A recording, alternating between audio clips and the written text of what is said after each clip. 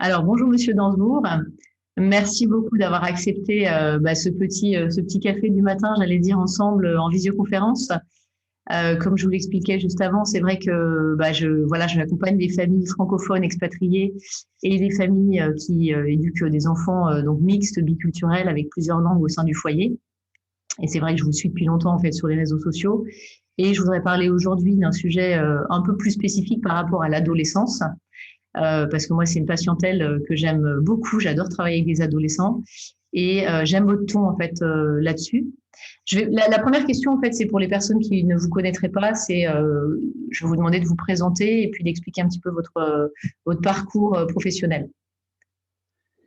J'ai à cœur d'aider les personnes à trouver du sens dans leur vie et donc à mieux se connaître, à mieux se comprendre et à mieux percevoir leur élan de vie propre. J'ai acquis cette conviction en accompagnant des personnes depuis bientôt 25 ans que nous avons tous un élan de vie que j'appelle notre fil rouge intérieur. Nous sommes joyeux, heureux, féconds, solidaires, bienveillants, partageants quand nous sommes sur cet élan de vie. Je le vois tous les jours. Inversement, nous pouvons être tristes, malheureux, de nous sentir impuissants, colère ou terrorisés lorsque nous sommes à côté de notre élan de vie. Et ça peut amener des mécanismes de violence ou d'agressivité ou de dépendance, d'addiction, de mécanismes compensatoires. Et donc, nous avons grand intérêt, individuellement, mais aussi collectivement, à apprendre qui nous sommes pour nous aligner sur notre élan de vie propre. Voilà le travail que je fais. Au tout départ, j'ai été avocat tout un temps et c'est par cette expérience de la traversée des conflits que je me suis rendu compte que nous sommes mal outillés pour traverser les conflits. Or, les conflits font partie de la vie. Nous avons besoin d'apprendre à bien traverser les conflits et je me suis formé à différentes approches, dont la communication non violente, qui a été vraiment décisive pour m'aider à transformer ma vie et à devenir psychothérapeute et enseigner ces mécanismes de connaissance de soi. Voilà, in a nutshell. Oui, oui, non, mais c'est intéressant. Après, je regardais aussi un peu votre bibliographie et je mettrai les liens en bas pour les personnes qui seraient intéressées d'acheter ou de lire vos livres. Vous avez des titres qui moi, me percutent. Hein. Cessez d'être gentil, soyez vrai. Pour moi, ça me parle complètement. Et puis votre dernier, si j'ai bien suivi, c'est notre façon d'être adulte fait-elle sens et envie pour les jeunes? Ça me touche à titre de thérapeute parce que j'accompagne plein de jeunes, mais avant ça, je suis maman. Et comme je vous le disais tout à l'heure, j'ai 3 enfants sur 4 en ce moment qui sont adolescents. Donc c'est vrai que régulièrement, on se questionne individuellement, puis aussi en couple, et aussi au travers des gens qu'on fréquente, hein, parce qu'il faut tout un village pour éduquer un enfant. Voilà, sur est-ce que ça leur fait envie. Et puis bon, là, tout ce qu'on vient de vivre avec le Covid, le confinement et toute cette période quand même très particulière, c'est voilà, se poser la question effectivement de ce qu'on se transmet, etc. Mais je voudrais revenir sur la CNV, donc la communication non violente. Est-ce que vous pouvez, pour les parents qui écoutent, en fait, nous expliquer avec des mots simplifiés peut-être, mais quelle est la base de la communication non violente et comment ça fonctionne? C'est un docteur en psychologie, Marshall Rosenberg, avec qui j'ai eu la chance de me former il y a 25 ans, qui a observé très finement que les êtres humains cherchent à satisfaire leurs besoins fondamentaux de survie, se nourrir, se mettre à l'abri, se réchauffer, mais également leurs besoins d'appartenance au groupe, lien, reconnaissance, trouver sa place, connexion, partage, rencontre, et au-delà de ça, leurs besoins de responsabilité, de construction, de créativité, mais également de sens, d'inspiration, de transcendance. Tous ces besoins sont absolument fondamentaux pour l'équilibre humain. Nous allons bien lorsque nous connaissons bien nos besoins et que nous voyons comment les mettre au monde, comment les respecter, les nourrir, et nous allons moins bien, et parfois vraiment pas bien du tout, lorsque nous ne connaissons pas bien nos besoins et ne voyons pas du tout comment, a fortiori, les nourrir et en prendre soin. Et donc, la communication non violente est une invitation à identifier nos ressentis, nommer ce qui se passe en soi et clarifier quels sont nos besoins et comment nous aimerions que les choses se passent. Autrement dit, si je ne suis pas conscient que je suis fatigué et que j'ai besoin d'aide et que je ne fais pas une formule claire à mon conjoint ou mon enfant pour lui dire là, je suis un peu fatigué, j'aimerais un peu d'aide, serais-tu d'accord de m'aider pour faire cette tâche? Si je ne sais pas formuler cette chose comme ça de façon positive et ouverte, je pourrais, fatigué que je suis, peut-être même un peu à bout, balancer t'es un égoïste, tu penses qu'à toi. Alors qu'au fond, j'ai peut-être pas été très clair dans ma demande et dans mon besoin. Et donc, beaucoup de violences viennent de ce que nous manquons de clarté et dans l'expression de nous, mais également dans la capacité d'écoute de l'autre. Et ça, j'avais déjà perçu comme avocat, beaucoup de malentendus sont des mal écoutés. Et nous faisons l'économie de beaucoup de souffrances lorsque nous apprenons à bien écouter, particulièrement dans les familles. Et dans mon dernier livre que vous avez cité, Notre façon d'être adulte, fait-elle sens et envie pour les jeunes, il y a un chapitre consacré au fait que nous ne savons pas écouter. Nous pensons que nous écoutons parce que nous donnons des conseils, nous cherchons des solutions, nous recommandons à l'enfant ou à l'ado de faire ceci ou ça, à ta place je, il est temps que tu, de mon temps j'aurai, et nous prenons ça pour de l'écoute, alors que évidemment l'écoute c'est la charme pour être avec l'autre, et ça c'est très très très difficile pour la plupart d'entre nous, particulièrement quand on est parent et qu'on se dit mon Dieu, qu'est-ce qui arrive, au secours, il faut que je sois la bonne personne au bon endroit, le bon sauveur, la bonne sauveuse qui donne la bonne solution, alors qu'au fond, la plupart du temps, tout le monde a ses solutions en soi. Et voilà, la communication non violente est vraiment un travail de discernement, de pacification de soi-même, de compréhension de nos émotions, en sorte de pouvoir mieux comprendre les émotions de l'autre et être plus à l'écoute de l'autre. C'est vraiment un travail de lien. C'est très bien dit ce que vous dites, hein, être à l'écoute, c'est savoir se la fermer. Mais c'est vrai qu'en tant que parent, et je revenais sur ce que je vous disais tout à l'heure, quand on est à l'étranger, quand on est expatrié, quand on a ce désir de vouloir transmettre sa culture, mais aussi du coup sa langue, régulièrement, moi j'accompagne des familles et j'ai fait partie de ces familles-là aussi, hein, on donne des cours de langue à nos enfants, des cours y compris de notre langue maternelle. Donc voilà, les miens étaient en école internationale, on leur a donné mais des années et des années de cours de français, de littérature, de grammaire, de conjugaison, et on avait à cœur effectivement de transmettre la culture, la langue, et c'est clair que parfois c'est trop, quoi, ça fait trop d'informations en même temps. Et je me suis souvent posé la question de comment on transmet justement tout le vocabulaire lié aux sentiments et aux émotions. Est-ce que c'est en donnant le bon exemple nous-mêmes, c'est-à-dire en nommant nos sentiments à nous et l'enfant s'en imprègne? Est-ce qu'il y a des manières, entre guillemets, d'apprendre voilà, ce vocabulaire spécifique en fait, lié à tout ce qui ne se voit pas en fait? Parce que ce n'est pas dans des imagiers qu'on va apprendre les émotions. Bien sûr, je pense que vous connaissez, les personnes qui nous écouteront connaissent sans doute ou se souviennent de cette formule de Gandhi assez lapidaire. L'exemplarité n'est pas une façon d'éduquer, l'exemplarité est la seule façon d'éduquer. Et c'est donc extrêmement exigeant et en même temps facile de se dire, mais au fond, c'est par ma façon d'être que je vais créer un certain climat. Et dans mon livre, je propose assez rapidement, dès le premier chapitre, de prendre conscience de ceci. Les jeunes n'écoutent pas ce que vous dites, ça nous le savions. Les jeunes n'écoutent pas ce que vous faites, ça nous pouvons peut-être nous en rendre compte. Les jeunes écoutent ce que vous êtes, votre qualité d'être, votre dégaine à travers les événements, votre façon de traverser les conflits, votre façon d'écouter ou pas, votre façon d'être profondément dans le respect de l'altérité ou pas, votre façon de clarifier ce vers quoi vous allez, qu'est-ce qui fait sens pour vous, qu'est-ce qui fait envie, votre façon de savoir revenir sur votre fil rouge quand la vie vous a bousculé et vous a mis en travers. Et donc, votre façon d'incarner là où vous êtes, dans les circonstances où vous êtes, les valeurs que vous chérissez. Parce que c'est ça une des grandes contradictions dans l'éducation, la plupart du temps qui crée beaucoup de confusion chez les jeunes, c'est que les parents ont de belles idées et de belles valeurs qu'ils ne manifestent pas par leur façon d'être. L'exemple le plus typique, on vient de les citer, c'est il faut s'écouter. Mais s'écouter, ça ne se décide pas comme ça se pratique et ça se témoigne. Et comment puis-je bien écouter mon enfant qui est là devant si je n'écoute jamais cet adulte qui est là dedans?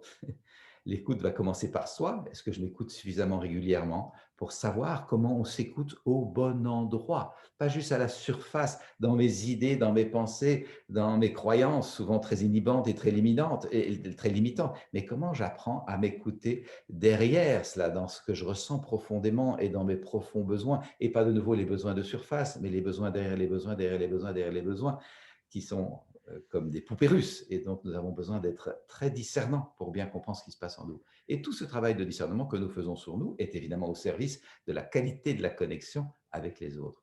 Voilà, nous avons donc quelques apprentissages à faire. Et ce n'est pas compliqué. C'est juste comme apprendre à conduire une voiture, apprendre une nouvelle langue, apprendre un nouveau sport. Ça demande un certain engagement, une certaine détermination. Et évidemment, de considérer que le temps est un ingrédient. Bien dit. Effectivement, le temps est un ingrédient et c'est un peu le souci, c'est que souvent on est un peu impatient. Effectivement, on voudrait voir les choses qui vont plus vite. Et vous le dites aussi souvent, hein, mais être heureux, c'est pas nécessairement confortable. Ça aussi, c'est une phrase qui est revenue plusieurs fois dans vos conférences. Et c'est Oui. vrai que, il y a cette notion de travail, en fait. Hein. Le bonheur n'est pas automatique. On ne se lève pas en disant cool, c'est génial, la vie est belle et on est heureux. C'est un travail, en fait. Et c'est une transformation. C'est mon second livre qui s'appelle comme ça, Être heureux n'est pas nécessairement confortable, parce qu'en ayant impliqué pour moi-même, bien sûr, le thème de mon premier livre, Cessez d'être gentil, soyez vrai, sorti il y a 20 ans, en fait, son anniversaire cette année-ci, eh bien, je réalisais qu'être vrai d'abord avec soi, arrêter de se conter des histoires, mais être tout à fait authentique avec soi et ne plus être piégé par son propre ego, être vrai dans les relations avec l'autre et ne plus inventer des mensonges pieux pour faire plaisir, etc., dissimuler les choses, être sincère, authentique et bienveillant, et oser dire non quand on pense non plutôt qu'un oui gentil, oser dire là je suis en colère parce que j'aimerais que ceci se passe plutôt que cela, et arriver à dire sa colère de façon posée sans avoir besoin d'exploser, pardon. Eh bien tout ça, ça n'était pas nécessairement confortable. Et je me suis bien sûr rendu compte que comment être heureux si je dis oui à tout le temps et que j'ose pas dire non? Comment être heureux si je prétends que tout va bien et que je ne formule pas mes colères à temps, dans la bonne mesure et à la bonne personne? Comment être heureux si je ne sais pas écouter le non de l'autre en comprenant que quand l'autre dit non, c'est qu'il dit oui à autre chose que ce à quoi je voudrais, mais c'est son droit et je peux donc écouter, et le non n'est pas la fin du dialogue. Comment être heureux si je ne peux pas supporter que l'autre soit en colère et que je m'enferme ou que je réponds sur le même ton sans me mettre à l'écoute? Et donc j'ai réalisé que être heureux, c'est pas mal d'apprentissage pour pouvoir passer petit à petit à des paliers de conscience de plus en plus éveillés. Et je pense qu'aujourd'hui, c'est un véritable enjeu citoyen. Devant les enjeux du monde, nous avons besoin d'éveiller un peu notre conscience pour ne pas rester au niveau où le problème s'est créé. J'aime la notion de c'est un enjeu citoyen et on est tous responsables. Hein. On est tous, voilà, c'est des maillons et ce qu'on dégage aux autres, voilà, nous revient tôt ou tard. Et c'est vrai que c'est, voilà. Moi, je travaille aussi pas mal avec des enfants, bah, du coup, qui sont en difficulté, hein, donc au niveau du langage, que ce soit du langage oral, du bégaiement, des troubles articulatoires, des choses comme ça, mais aussi au niveau du langage écrit. J'ai pas mal d'ados qui sont dyslexiques, dysorthographiques, etc., et qui ont souvent ce label qui est pesant et lourd par rapport à leur scolarité et qui perdent un peu confiance en eux. Et souvent, je passe mon temps, moi, en fait, à essayer d'expliquer aux parents que bah, le diagnostic, c'est pas une fin en soi, en fait, et que c'est des enfants très intelligents qui ont une façon différente d'apprendre, etc., et qui vont dépasser tout ça. Mais comment on fait, en fait, pour redonner confiance à un ado qui a un peu une piètre estime de lui-même, en tant qu'éducateur, en tant que parent, en tant qu'être humain, tout simplement. La première étape pour se transformer, c'est de prendre conscience que nous avons besoin de nous transformer, prendre conscience de ce dont nous aimerions prendre soin. Et donc, s'il s'agit de la confiance en soi, qui est un enjeu majeur dans tout le processus de notre vie et dont manquent beaucoup de personnes, d'après nos échanges entre thérapeutes, entre accompagnants de tout type, nous réalisons qu'à peu près 85 à 90% de la population manque d'une juste estime de soi, ce qui va de pair avec une bonne confiance en soi. Donc, ce n'est pas un petit enjeu, c'est presque un enjeu sanitaire. Nous avons donc besoin sans doute de revisiter nos systèmes éducatifs. Qu'est-ce qui fait que l'éducation n'a pas pour préoccupation première de faire des êtres humains qui ont bien confiance en eux, qui se connaissent bien, qui ont de l'estime pour eux-mêmes et qui dégagent donc cette confiance par des attitudes de bienveillance, de courage, de détermination et d'engagement. Il y a vraiment matière à remettre en question le système éducatif qui prévaut dans nos cultures, en tout cas en France et en Belgique. Comment fait-on pour encourager? Eh bien, en apprenant à jardiner petit à petit. J'aime bien cette expression de jardinage parce qu'elle nous permet de mettre la chose en perspective. Ce n'est pas un clic sur l'écran, sur la tablette de l'ordinateur. La confiance en soi, c'est quelque chose que l'on ressent comme un besoin profond. J'ai besoin de développer plus de confiance en moi. J'ai besoin d'apprendre à m'estimer davantage. J'ai besoin de m'ancrer davantage en moi-même. Et cette fréquentation régulière du besoin, ce n'est pas juste de la pensée positive. Au contraire, c'est une piste. Je réalise qu'il y a un manque en moi et je vais vers quelque part. Et si je suis imprégné, je l'observe dans mon travail depuis 25 ans, de ce désir d'améliorer profondément cette partie de moi, je vais saisir des occasions que je n'aurais sans doute pas vues si je n'avais pas côtoyé si régulièrement ce besoin-là. Si je reste dans la pensée négative, j'ai pas confiance en moi, et puis ça n'ira jamais, et puis je suis comme ça, et je suis quelqu'un de timide, alors je vais avoir des tas d'occasions de vérifier que j'ai pas confiance en moi, que je suis quelqu'un de timide et que ça n'ira jamais.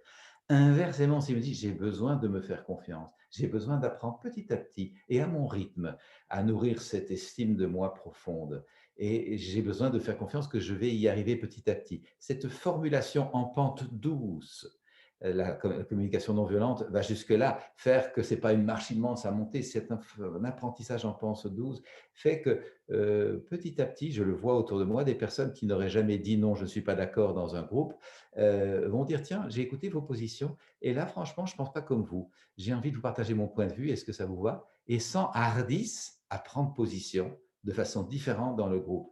Et quand nous osons faire cette première étape-là, il s'agit de nous féliciter joyeusement pour encourager l'effort que nous avons fait et être vis-à-vis de nous-mêmes comme un bon père ou une bonne mère, de nous paterner, de nous materner et donc petit à petit nous encourager sur ce chemin-là. C'est c'est un apprentissage, c'est un jardinage et c'est de nouveau pas un petit enjeu, c'est un enjeu citoyen que d'avoir de l'estime de soi, de la confiance en soi.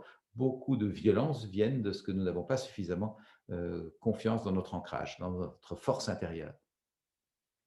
Super.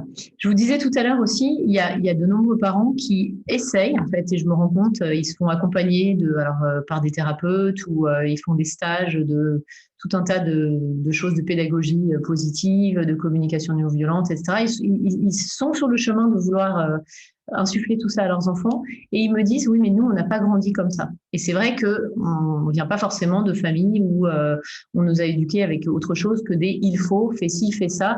Vous avez fait une conférence quasiment, je trouve, sous forme de sketch, quand vous expliquez que un père ou une mère de famille, parfois, à la table familiale le soir, on est à dire est-ce que tu as fait tes devoirs, est-ce que tu as rangé ta chambre, est-ce que tu as bien pensé à fermer à clé le portail, est-ce que tu as bien fait ci, et pas comment tu te sens, tiens, qu'est-ce qui se passe à l'école en ce moment, est-ce qu'il y a des profs qui t'énervent, enfin, je sais pas, des questions qui paraissent, entre guillemets, naturelles dans un échange, mais qui, pris par le quotidien de la vie, par la vie va vite en fait. Il y a les jobs, il y a tout un tas de choses. Et c'est vrai que parfois j'ai des parents qui souffrent en fait, hein, qui sont pleins de culpabilité parce qu'ils me disent j'ai l'impression de savoir ce qu'il faudrait que je fasse, mais c'est tellement pas naturel parce que j'ai pas moi-même grandi comme ça dans une famille où mes parents pratiquaient ça avec moi que j'ai du mal de savoir par où commencer en fait. Donc est-ce que vous auriez des conseils pour ces parents-là?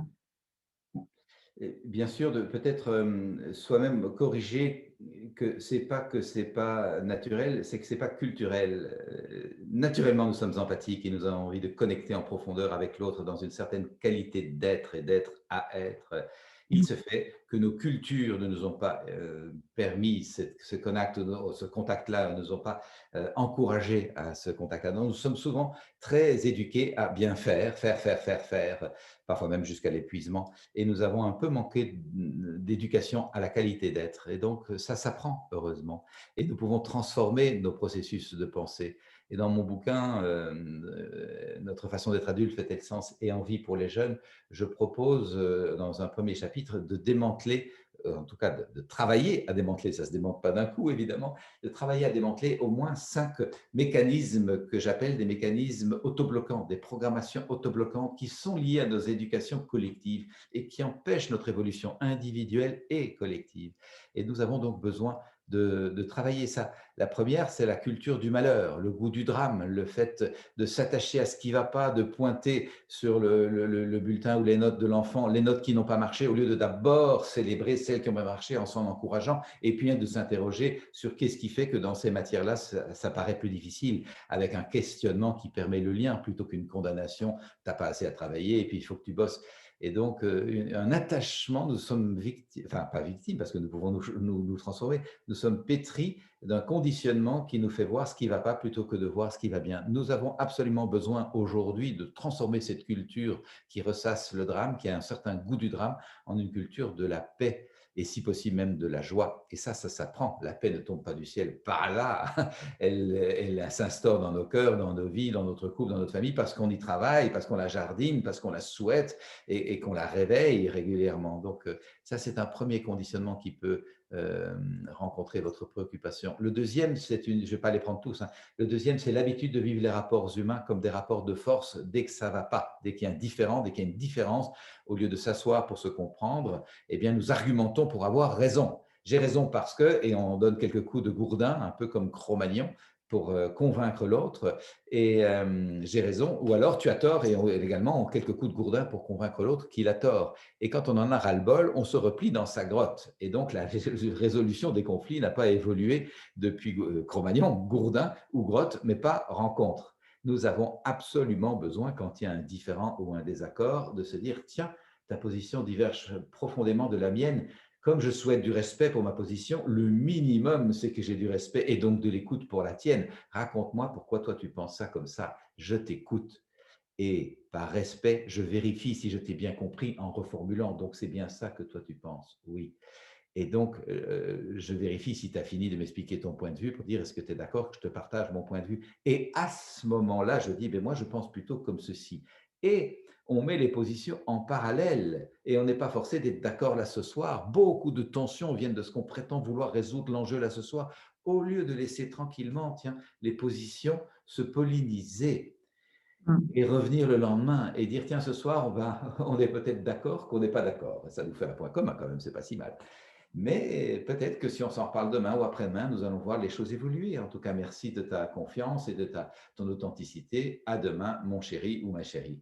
Et on laisse mijoter les choses. Et la plupart du temps, je le vois depuis des années, l'ado avec qui on n'était pas d'accord revient le lendemain ou le surlendemain. Ne mettons pas de pression, en tout cas si les choses ne sont pas urgentes, en disant, tiens, papa ou maman, ce que tu disais l'autre jour, c'est pas complètement idiot.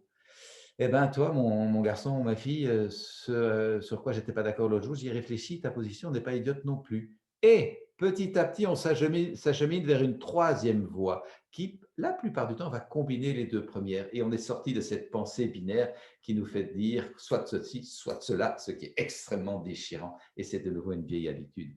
Voilà quelques mécanismes dont nous devons apprendre à sortir. Et pour quitter, je reviens à votre préoccupation, cette impression que ce n'est pas naturel. Ben, ce n'est pas culturel, mais nous avons absolument besoin de retrouver notre nature, qui est une nature d'empathie, de convivialité, de goût, d'être dans un nous fécond. Pas juste un je face à un tu, mais un nous fécond. Et ça se co-crée. Mais c'est magnifique ce que vous dites et j'aime cette dissociation entre c'est pas naturel ou c'est pas culturel parce qu'effectivement, naturellement, un petit enfant est l'essence même de la gentillesse. Et on le voit bien dans les cours de récréation, notamment dans les écoles internationales partout dans le monde. Je l'ai vu de mes propres yeux. Il n'y a pas de racisme, il n'y a pas de méchanceté. Je veux dire, les petits enfants en maternelle, ils jouent les uns avec les autres. Et donc, naturellement, en fait, on est amené à ça. Et c'est vrai que c'est le culturel de la société, de l'éducation, de tout un tas de choses. Et c'est vrai que moi, j'aspire à ce qu'il y ait plus d'écoles et plus de systèmes scolaires, qu'il y ait des notations, par exemple, à l'école, qui incluent ce qu'on appelle en anglais les self-management skills. Enfin voilà, le travail en groupe, la façon d'argumenter, la façon d'être bien avec les autres. Quand tout va bien, c'est OK, mais quand tout va mal. Et c'est vrai que dans certaines écoles, ils commencent quand même à le faire. Et donc ça, il y a une évolution et ça, c'est chouette. C'est grâce au travail de tout un tas de thérapeutes dont vous faites partie certainement. Parce que je pense qu'il y a une prise de conscience quand même un peu collective de tout ça. Et moi, j'ose à croire que effectivement, le Covid a quand même aussi un petit peu permis aux gens de réaliser que ce qui se passe chez eux, par exemple, est en fait extrêmement important pour ceux qui l'avaient peut-être oublié ou pas entendu ou pas vu. Parce qu'on a été tous coincés quand même, hein, tous cette année. Et c'est vrai que, notamment, je discute avec beaucoup de mamans, beaucoup de papas expatriés. Quand on est coincé parce que les aéroports sont fermés, parce qu'on ne peut pas bouger, etc., et ben, il y a beaucoup de familles qui m'ont rapporté énormément de choses finalement très positives.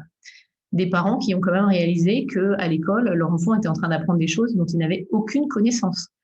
Des gens qui parlaient de prendre un animal de compagnie et qui se sont dit, bon, finalement, le chien ou le chat qu'on n'a jamais eu, c'est peut-être un bon moment de le prendre maintenant. Voilà, il y a eu plein de choses. Moi, je suis témoin de ça depuis un an. Hein, j'entends ça dans les familles. Et c'est vrai que moi qui suis quand même une positive par construction et par envie, en fait, aussi, parce que je suis d'accord avec vous que c'est un travail d'être positif. Je trouve que c'est maintenant, en fait, un bon moment pour planter ces petites graines. Et j'aime les métaphores de jardinage aussi, parce que ça prend du temps. Une graine, ça s'arrose, ça se taille plus tard quand elle a poussé. Et donc ça, c'est chouette. Génial. Écoutez, je regarde un peu les petites questions. On pourrait parler 3 heures, c'est pas le sujet, mais est-ce que vous avez autre chose en fait à transmettre, quelque chose qui vous vient à l'esprit? Je pense principalement en fait aux gens qui se sentent un peu loin de leur culture, notamment typiquement dans des couples mixtes, où il ne faut pas que ce soit la culture de l'un versus la culture de l'autre. C'est les deux cultures et le meilleur des deux cultures ensemble pour voilà, chacun veut transmettre à son enfant et moi je le sens en tant qu'orthophoniste. J'ai parfois, c'est un peu cliché, mais c'est souvent des papas par exemple qui me disent ah mais moi je voyage énormément, j'ai du mal à transmettre le français et donc là c'est la langue de ma femme qui prend le dessus. Et c'est pas une question de pouvoir ou c'est pas la langue une langue qui est mieux qu'une autre. Comment on fait pour transmettre sa culture en fait et sa langue? Qu'est-ce qui vous paraît important? Hmm. Je ne connais pas le domaine comme vous le connaissez comme expatrié. Moi-même, si je voyage régulièrement avec mes enfants, quand c'est possible, je vis j'ai 3 filles, je vis avec elles, enfin nous vivons en famille avec ma femme chez nous. Donc je ne sais pas trop comment transmettre ça, à vrai dire. Ma femme est à moitié hollando-germanique et à moitié française. Et moi, je suis belge. Et donc, on essaye de leur faire connaître par le voyage, par les visites, par les rencontres, par la famille, l'essence de ces différentes cultures. Elles ne sont pas très éloignées, évidemment. Il y a des cultures qui sont beaucoup plus éloignées, dans lesquelles, effectivement, l'enracinement est plus important et peut prendre plus de temps. Je n'ai pas une clé magique pour rencontrer ça. De nouveau, le témoignage, la façon de partager ses souvenirs, ses valeurs, et évidemment, si possible, de visiter régulièrement le pays dont on provient pour en montrer l'essence, me paraît très précieux. Je sais d'expérience que les humains ont besoin de sentir qu'ils appartiennent. C'est très, très important. Et au-delà de ces appartenances évidemment culturelles, très précieuses pour notre dimension d'incarnation, je dirais, il me semble de plus en plus que les jeunes ont surtout besoin de sentir un sens spirituel profond à leur vie et de sentir que l'appartenance va au-delà de ses habitudes. Elle s'en nourrit, mais elle va au-delà. Et notamment, je perçois dans le travail que je fais, l'accompagnement des personnes et les groupes que j'anime, notamment ici dans cette maison qui est au milieu de la forêt, combien les gens ont besoin de retrouver la nature et la terre et la sensation physique d'appartenir à quelque chose qui est là depuis très, très, très, très longtemps, qui est extrêmement fidèle et qui durera très, très, très longtemps si nous ne la brisions pas. Et donc, de pouvoir sentir que l'on peut prendre appui sur les cycles et les saisons et que nous appartenons à quelque chose qui s'appelle la vie avec un grand V et que nous en sommes juste un élément, mais qu'on n'est donc pas isolé. Et malheureusement, nos cultures, de nouveau, nous ont donné l'impression d'être isolés, d'être hors sol, d'être expats par rapport à la nature, d'être en exil de la nature. Nous avons absolument besoin de retrouver cette appartenance. Nous appartenons, nous émanons de la nature à la suite des différents règnes, minéral, végétal, animal. Eh ben, il y a la conscience humaine qui apparaît. C'est une appartenance, c'est un lien, c'est une filiation. Si nous sentons cette filiation, nous respectons, nous chérissons, nous aimons. Nous n'allons pas détruire la maison dont nous sommes issus. Et donc, cette dimension d'appartenance à la nature est extrêmement précieuse. Et au-delà de ça encore, il me semble de plus en plus en travaillant pas mal avec des jeunes, je travaille notamment avec un réseau que nous avons baptisé, que nous avons co-créé, qui s'appelle Intériorité et Changement Social, avec des jeunes entrepreneurs sociaux qui veulent donner du sens à leur business et faire des business équitables, des business solidaires, des business écologiques. Eh bien, que je suis frappé de voir la dimension spirituelle de ces jeunes qui sentent bien que nous ne sommes pas là par hasard, nous appartenons à quelque chose de plus vaste qui est évidemment d'abord la nature, le cosmos, mais sans doute un projet qu'on peut appeler la vie, la grâce, le souffle ou Dieu, peu importe les mots que l'on met là-dessus. Mais ces jeunes souvent se nourrissent par des grands moments de méditation, de présence, de contemplation, et il me semble que les jeunes ont faim de ça. Ils ne se contenteront donc pas d'avoir un nouveau téléphone portable, ils ne rêvent pas d'avoir une nouvelle bagnole parce que la plupart des jeunes n'ont pas besoin de bagnole ou ne veulent plus avoir un engin polluant. Ils ne rêvent pas de voyage à l'étranger, mais plutôt de promenade, de rando en sac à dos. Ils ont besoin, en tout cas ceux que je rencontre, de simplifier la vie, de revenir à des choses essentielles et d'avoir une vie plus inspirée et plus inspirante. Je trouve ça extrêmement précieux et ça demande donc pour les parents eux-mêmes de vérifier: est-ce que j'entretiens une dimension spirituelle dans ma vie? Est-ce que j'ai une vie intérieure? Est-ce que j'ai une vie intérieure transformante qui est comme un creuset dans lequel je peux remettre en question petit à petit mon mindset pour revisiter et résoudre les problèmes par un autre endroit? C'est, vous le savez, Einstein qui disait: aucun problème là devant nous ne peut être résolu si nous restons au niveau de conscience qui a généré le problème. Autrement dit, pour générer ce problème-là, nous avons besoin d'élargir et de passer à un autre palier de conscience. C'est une belle hygiène de vie, hygiène de conscience. Voilà, vous me demandiez ce que j'avais à cœur de partager. en cette fin d'entretien, ben c'est de pouvoir nous ouvrir à cette dimension plus spirituelle de la vie dont nos jeunes ont grandement faim aujourd'hui et que sans doute nous avons besoin de retrouver dans nos vies d'adultes qui sont parfois déconnectés de ça ou peut-être trop ancrés dans une pratique religieuse qui a pu nourrir les adultes pour des raisons culturelles, mais dans les codes desquels les jeunes ne se retrouvent pas. Les jeunes ne se retrouvent pas forcément dans les codes d'une pratique religieuse euh, transmise comme elle est transmise. En tout cas, ils ont soif de quelque chose qui va sans doute au-delà. Et je trouve précieux que nous soyons ouverts et disponibles à accueillir cela. Écoutez, c'est chouette. J'ai envie de terminer, moi, par le mot de la fin. On est tous les deux belges. L'union fait la force. Et ça, c'est la devise nationale en Belgique. Mais ce que vous disiez sur les entrepreneurs, moi, c'est un monde qui est un peu nouveau pour moi parce que, étant orthophoniste depuis 20 ans, bah, moi, j'étais toujours en cabinet libéral ou en structure qui était déjà voilà, instituée. Donc, j'ai jamais eu à me poser la question de l'entrepreneuriat jusqu'à ce que j'arrive à Dresde. Et ne parlant pas allemand, j'ai décidé de monter mon cabinet en ligne, etc. Et j'ai rejoint des groupes de coaching, etc., pour pouvoir le faire de manière légale et structurée. Et sur ma route, j'ai rencontré vraiment des dizaines, des centaines, même quasiment en 5 ans, là, de personnes qui se définissent comme des écopreneurs et des écopreneuses, termes que je ne connaissais absolument pas, et qui sont effectivement des entrepreneurs qui ont à cœur d'avoir une empreinte carbone extrêmement limitée, qui ne facturent que via des logiciels en ligne pour ne plus avoir à imprimer de feuilles papier avec des factures. Enfin, voilà, toute cette dimension. Et moi, ça m'a énormément ouvert les yeux et ça me parle terriblement. Là, je travaille depuis chez moi, donc je ne pollue pas la planète en circulant en voiture jusqu'à un cabinet. Je fais énormément de choses à vélo parce que je peux me permettre de le faire en fait avec cette vie professionnelle qui est nouvelle depuis 5 ans quand même.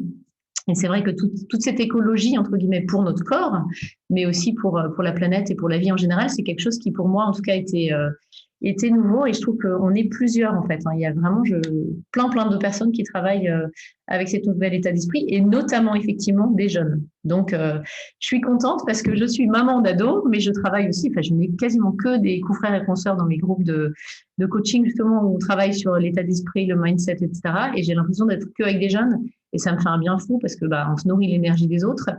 Donc, tant qu'à faire, c'est chouette. Et c'est vrai que bah, je voudrais saluer toutes ces personnes-là au passage, si jamais ils nous regardent un jour. Mais je pense que ils sont dans la bonne direction, en tout cas.